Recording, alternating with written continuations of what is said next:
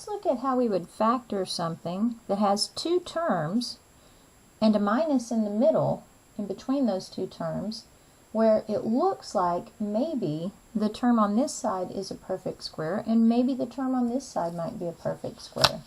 So we're going to be using the formula that says that a squared minus b squared, two terms with a minus in between and perfect squares, factors into a plus b times a minus b.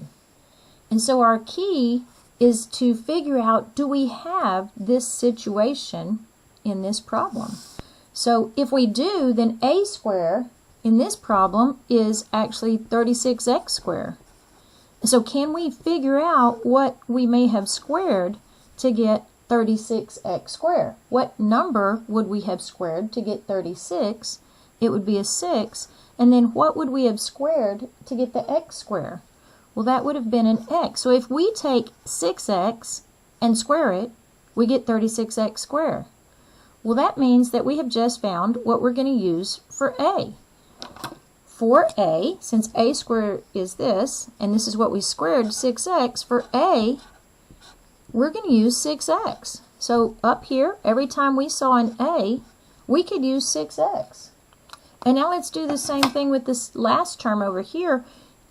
B squared is going to be 81y squared in this particular problem. And so we need to figure out what would we have squared to get 81. Well, 9 is the number that we square to get 81. And what would we have squared to get y squared? Well, that would be a y. So if we take 9y and square it, we get 81y squared.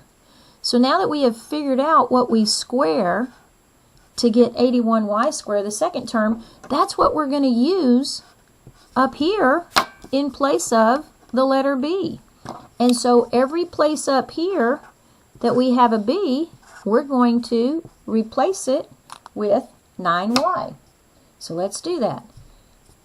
We are told that once we determine what this is, we then break it into a, which we said was 6x, plus b, which is 9y, times, and by times we know we're multiplying here because we have a parentheses next to something, times 6x minus b, which is 9y.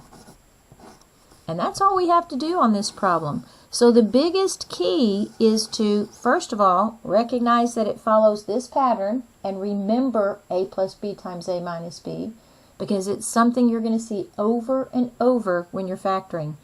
Once you recognize the pattern, figure out, what did I square to get the first one?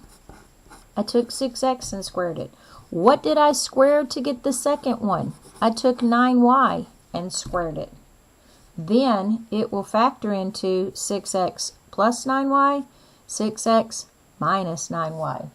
And that's it.